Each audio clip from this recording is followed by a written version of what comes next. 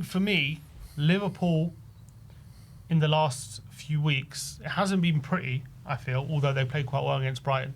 I don't think it's been pretty. Like AC Milan, Inter Milan away was a gritty performance, but they've seemed to have stabilised a bit. They're unbeaten now in their last 5. Yeah. I was looking at some of their tactical setups kind of before this period and now, and basically since PSV, where basically that PSV game seems to be a bit of a line in the sand for Slot, where in that game you look at how they were playing. They were basically playing how they were last season. You know, Van Dijk and Konate on the halfway line, everyone forward. You know, really going at teams. Since then, they've really changed. So they're much more now of like a mid-block, you know, not pouring everyone forward, trying to win that midfield battle rather than high pressing, going after teams, relying on their attacking talent to just win them games and getting caught out constantly.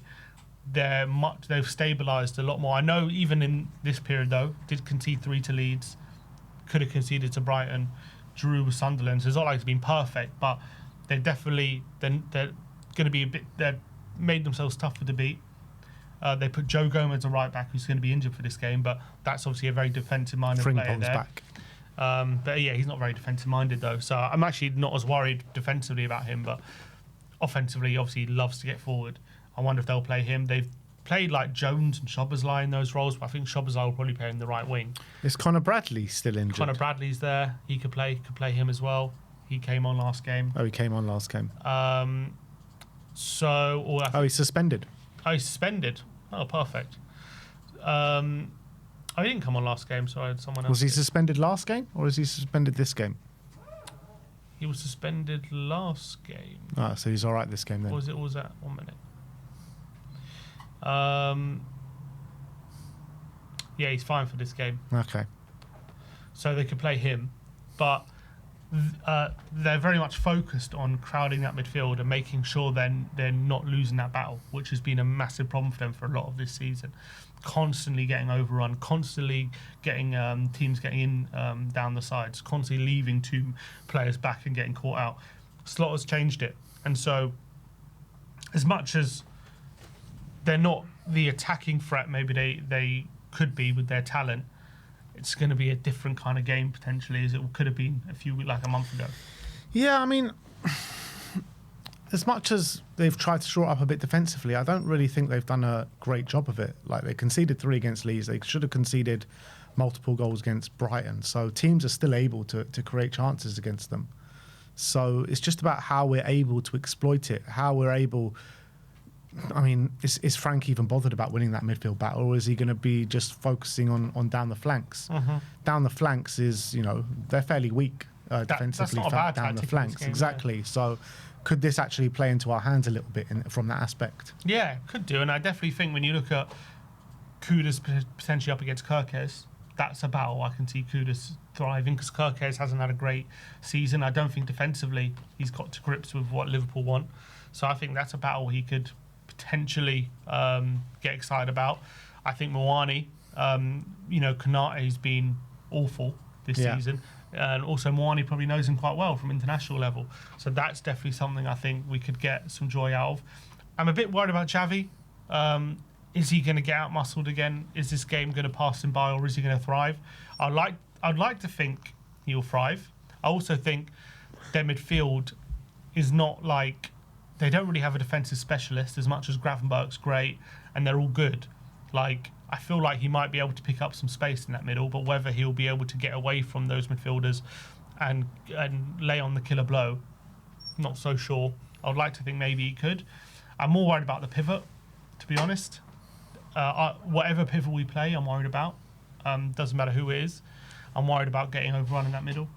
Because they've just got so much. They've got like a good combination of physicality and technical ability, which we don't, I feel. So, whether it be McAllister or Jones or Gravenberch, Szoboszlai, they're also physical but technically also very strong. So I don't really see us winning that midfield battle. So maybe best decision is to avoid it. Yeah. Yeah, like I said, I think going down the flanks, I think even down the left-hand side, you know, with a Telo Moani up against, because Frimpong's going to leave you gaps and space. So if they're, like we've seen before, how teams have been able to, you know, double up and triple up on Kudus, but they don't do the same out on our left-hand side. Maybe they're going to have to if Frimpong's there. Like, how do they manage the game from that aspect if Frimpong's there? Like, how are they going to close the gaps and close that space? Because every time Frimpong seems to play for them, he just leaves acres and acres of space. So it's perfect for someone like Tel to come in and exploit that space, surely. If Frimpong's going to play. He might not play. It might be Bradley, and they might put one of the midfielders there, which they have done. So it depends who they play there. But I think when I look at how they're setting up in their new kind of way, so last game they played Wirtz and Szoboszlai on the wings. And if you're a fullback, if you're Porro or Spence, you've got to be looking at thinking, I shouldn't be losing to them, you know, one-on-ones. That shouldn't be a worry. What is probably a worry is when they're settled possession, when they're getting close to each other and they're playing all this kind of tippy-tappy, tiki-taka kind of football, trying to open us up with their little passes.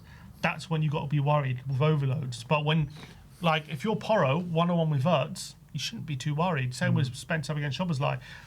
I think the more worry would be off the ball, because let's say you got a Gravenberch or a McAllister in the middle, and then if Schob or Wirtz are making runs off the ball untracked, and they've, you know, a bit like how Trossard got in behind against that first goal, just those little runs going unmarked. That's what you've got to be worried about. But I'm actually not too worried about those players if they're going to play like that in one-on-one situations. I feel like we should be able to deal with that. So in that sense, if we are more aggressive with them, I think counter-attacks might be less of an issue than it would have been if like Gakpo and Salah were fit. You know, the one thing that we need to bloody cut out our game, and if we do this in this game, then that's it, it's game over. These bloody individual errors leading to goals and leading to shots. It's just like, what? I don't understand why it's us and why we're making so many of these stupid errors leading to goals. It's just madness. And if this happens against Liverpool, they're going to eat us alive. They've got so much quality in that front line. Like Ekitike, he's a man on fire at the moment. 4 goals in his last 2 games, you know. You give him a little stiff, he's going to smash it in the back of the net. Isaac, you know, we know he's a man of obviously he hasn't done it at Liverpool yet, but we know he's got so much quality. Florian Wirtz, he hasn't done it at Liverpool properly yet, but we know he's got so much quality, right? I guarantee you Florian Wirtz is scoring at the edge of the box. Edge of the box, Florian Wirtz. It's just written, isn't it? Well, it's funny you bring that up, because obviously there's been a massive narrative, and it's actually borne out in the stats now about Tottenham conceding shots and goals from outside the box. So the stats say Tottenham have conceded the highest portion of their goals out of anyone this season from outside the box. 7 of our 21 goals we've conceded, which is just over 30%, have been about 30%. Sorry, it's been from outside the box. And Liverpool have the most shots from outside the box and have scored the most goals from outside the box this season. So you've got the team who concede the most goals from outside the box against the team that take the most shots from outside the box. Is that not just a recipe? Man. They've also got Szoboszlai, who's an incredible long-range striker. Goal against Arsenal, man. He's got an incredible strike. He hasn't scored anywhere near enough that he should from those positions. You look at his strike, it's a hammer. It's like a sledgehammer. It's not even that. He's got so much to his game. Do you remember when he played, I can't remember which game it was, when he played in the 10 against us at Anfield? And he 6-3. Just absolutely destroyed us, didn't he? He was like a cross between... was that at home then? Yeah. It was at home, it wasn't at Anfield. 6-3. Like, he absolutely destroyed us. He was like a cross between like a pure number 10 and like Fellaini. He was like, they were lumping the ball to him. He was like winning headers and keeping it. And then when he got the ball on the ground, he would just slice us open. It was an incredible performance. He's obviously one I'm very worried about. And I think actually him on the right helps them, because he's been their best player this season. Oh, by far. And he has great stamina. And I think part of the reason he's playing on the right is because he just helps the fullback as well. So if they do play Frimpong and they pair him with Szoboszlai, I think that would be a good pairing, to be honest. But how disgusting is this? 19 goals we've conceded in our last 4 Premier League games against Liverpool. Is that not disgusting, man? We lost last season by 11-4. 19 in 4 games we've conceded to Liverpool. That is mad. It used to be the case we were just cursed about. Well, to be fair, the 4-0 wasn't in the league; it was in the cup. And the 1-0 win, yeah, both in the So cup. there's 19 in the last 5 in all competitions. That's still disgusting. It's horrible. I'm not looking forward to this game.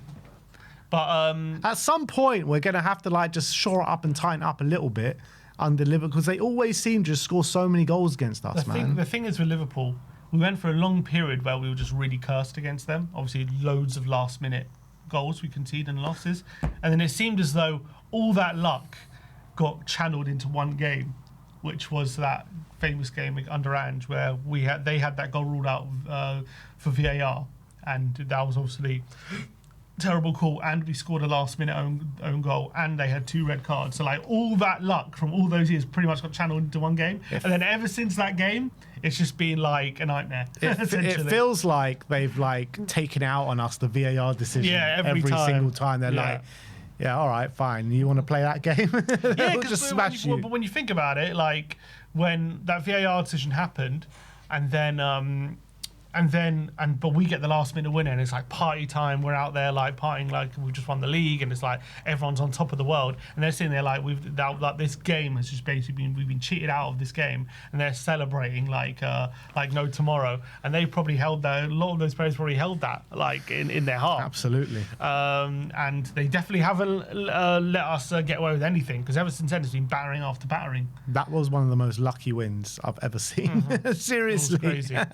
They were down to 9 men that day as well, weren't they? And there was an own goal in the last kick of the game. An own goal. We were terrible. Like we couldn't even break down 9 men that day. Yeah. So we got very lucky. But just that was an incredible day. But since then, obviously, they've beaten us 4-0, 4-2, 6-3, and 5-1, and obviously won the league against us last season with that win. Which I don't think Tottenham fans were too unhappy with, but on the day. But we ended up obviously getting battered. Yeah, I think at that point nobody cared what was going to happen in the game. Or just stopping Arsenal winning the league. That's all. What, last season? Nah, Arsenal were never going to win the league last season. I think even at that point, like nobody cared. Everyone knew Arsenal didn't have the minerals to do it last year. But yeah, look, it's going to be such a difficult game. Liverpool, you feel like, I know they're still conceding chances, but you're feeling like there is a potential turning point here for Liverpool. Like if they go and batter us now, then you're saying, that's actually some decent form that they're on now. Yeah, so, I mean, they have kept 3 clean sheets in 5. They're unbeaten in 5. They've just stabilised a bit. Slot is starting to just tweak things to try and get some better performances out of this team. And obviously they got the squad. We all know they got the squad. It's all about just finding that balance. And I wouldn't say he's found it quite yet, but they're going in the right direction. And this could easily be a performance where all of a sudden Liverpool are back. If they get a really strong performance, a strong win, and you can say, okay, they're back now. They're back on form. It's mad to think about, like with the form that they've been on this season. They win on the weekend, they could be back in top 4. There you go. You know what I mean? So, Spurs to win on the weekend, the highest we can go is 9th. Well, here's the thing. If we lose, we can go to 15th, yeah. But it's not only we could, like, there's quite a good chance we will be 15th, because the teams below us all have quite relative. I remember we were looking at it; they have all relatively easy games. Yeah. So if we lose, we could be 15th by Christmas. 15th for Christmas. Yeah. Now, what kind of will that cost him his job? I mean, he keeps saying he's going to be. He feels back. Everyone's saying he's back. 15th of Christmas though seems quite extreme, doesn't it? Yeah, it is very extreme, but I think like it depends on the manner of the loss. Like I think if we play really well and we just about lose out, I think it's something that fans can stomach. You're playing against Liverpool at the end of the day. Mm-hmm. If we get battered, a lot of fans are suggesting of what I've spoken to people saying this could be a kind of AVB moment. Like, his last game was a 5-0 battering at White Hart Lane to Liverpool, gone the next day. If we go get battered 5 or 6, and they absolutely play us off the park and we're, no intensity, no chance creation, and a lot of things that we have seen over the course of the season. Do you think they'll do it, or do you think they're still going to give it time? To me, it doesn't seem like they're going to do anything knee-jerk. So, as much as I don't know if it would be knee-jerk, but I guess... It feels like they're all planning for the transfer window and everything like that now. Yeah, I don't think they're going to do it. I really don't think they're going to pull the trigger. Unless it's like a run of losses, where it's like 4 or 5 in a row, and we're literally getting... Well, this would be the second, because we just got smashed 3-0 to Forest. Yeah, but it's only the second. Yeah. So I'm saying I don't think he's going to get sacked even if we get back. Unless it's like, no, I don't think there's any situation where he gets sacked tomorrow. If we do lose 6-0, massive moans and groans, boos at the stadium, getting a bit toxic, do you not think that they might be, tempted? Yeah, for sure. There's already internal doubts. We've heard it. There's already people questioning his suitability to the job. The problem... Would it be the right call, though, at this stage of a season with not too much of an alternative available? Probably not. No, I would say no. For the same reason I said last season that we should probably stick with Ange, is because in the lack of a good alternative, not even like just... for the lack of a good alternative, you're better off hoping the current manager that you've appointed turns it around rather than going for like an interim or a manager you don't really believe in. I don't know who we turn to right now. The manager, I was watching a video yesterday between Lindy White-Lamb and Nathan Clark. They're obviously two guys I really rate their opinions, and they were obviously they don't like Frank. They think he should be gone. But then they were going through the manager market, and it's like there is just no outstanding candidate. They were saying maybe Rossignol, maybe the guy from Celta Vigo, maybe Italiano, but they weren't really convinced by any of them.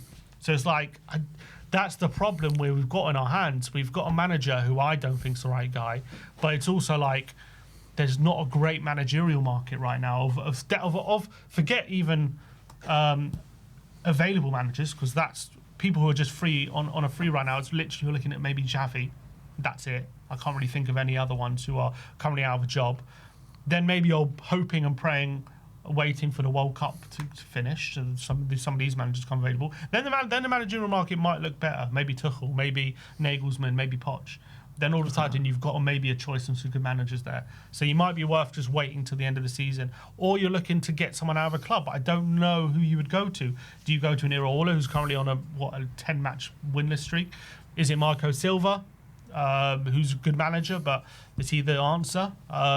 Is it Glasner, who seems maybe a bit disgruntled at Palace, but you might be looking at similar problems that Frank is coming into, the fact that he doesn't play with a lot of possession. So it's really a difficult situation right now, like for the hierarchy they've put themselves in.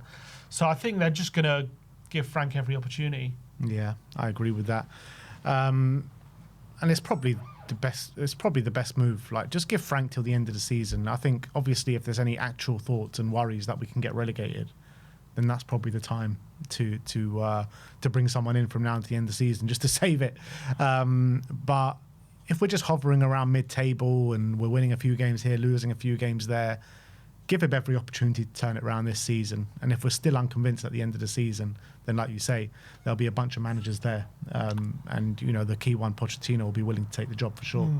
But it's also a big issue, though, because the fact that I think there is a general acceptance at the moment, even though a lot of fans don't like how Frank's managing the team, or they don't think he's the guy. There's also general acceptance that he's probably not going to be sacked anytime soon, or maybe even acceptance that sacking might be the wrong call just on the basis that there's not an option. So, but because that is the reality, it's almost as if there's a lot of fans are kind of a bit checked out. They can't buy into what's happening at Tottenham because they also don't see it changing anytime soon.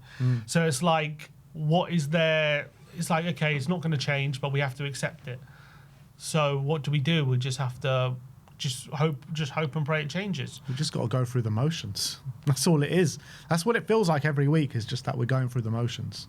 And that's hard to take. It is hard to take because came into this season off the back of winning the Europa League, and you're thinking, we can have a decent season here. Made some really good signings in the summer. You're thinking, all right, we can push for that top 4, top 5 position. But now you're looking at it, and it just feels like there's just no ambition whatsoever within this fan base about what we can actually do or achieve this season. So the only thing we can do is just hope and pray that Frank can turn it around. That's literally the only thing we can do, I think. Yeah, which is, to be fair, what supporters should be doing. And I'm hoping and praying he can turn it around. I'm definitely, all I want is for Frank to do well. I want Frank to succeed. But I'm just so struggling watching us right at the moment. It is such a chore. I'm not enjoying it. Even when we're playing, even when we have a quote-unquote good performance, okay, the Brentford game was pretty good, but that has just been so few and far between. And in just an enjoyable performance, an enjoyable game. So many games have just been so turgid and just so boring to watch. And it's just like the football is just so hard to get behind, and to it's very, very hard to want that for the future. So that's the difficulty thing a lot of people are having at the moment with Frank and the club. But there's kind of just no other road we can go down at the moment. As I said, I think we've laid our bed and we just have to kind of lie in it for the season, and hopefully take some lessons about our hiring process or something, because I think we've come the conclusions we came to hiring Frank, I think, were flawed. Yeah, well, it seems that way. But like I said, we just got to sit here, support the team through it, and just hope something can click, something can happen, some sort of tactical way that Frank can get us out of this, because surely it's got to get better at some point. It can't just be like this for the rest of the season. I think it probably will get better. I think as the players get more used to what Frank's trying to do or whatever, I think as the players get used to what Frank's trying to do, I'm sure that things will get better. But whether we're going to see loads of performances like Brentford against teams who are more on our level, or is it just going to be against these lower teams? Which, you know what, I'll just take that at the moment, because we're not even seeing that on a regular basis. But I don't know. I think it'll probably get better, but whether it'll be something that's exciting, I don't know. We'll probably start getting more results. Well, that's a step in the right direction. Let's get some more results. We might get results, and we might end up like mid-table or lower mid-table. Whether we're going to get to those European spots with this manager, whether we're going to start playing more exciting football under this manager, whether there's a project to be built which fans can believe in under this manager, those things I highly doubt, and I think are highly unlikely. Do I think we can start getting more results and start winning more games? Yeah, I do. Well, let's take it brick by brick and start building brick by brick. Let's start off with getting a few better performances and a few better results, and then we can have the conversation after that's been going on for a bit. But right now, there's not much to go on, and let's hope it starts to change this weekend against Liverpool. Massive game under the lights at the Tottenham Hotspur Stadium. The fans will be up for it from the first minute. Let's hope they can stay up for it, because it's just felt like the fans have been up for it the last couple of games, and then the performance just kind of sucks the life out of it. But yeah, look, tough game. I'm going to be here in the studio with Brian on the watch along. Sim has drawn the short straw. He has to go to the game this weekend. I'm sure he's looking forward to it. Just get as many beers down me as possible. Maybe I'll forget the game. Maybe I won't remember it. That's the goal. Well, that is your match preview. There's been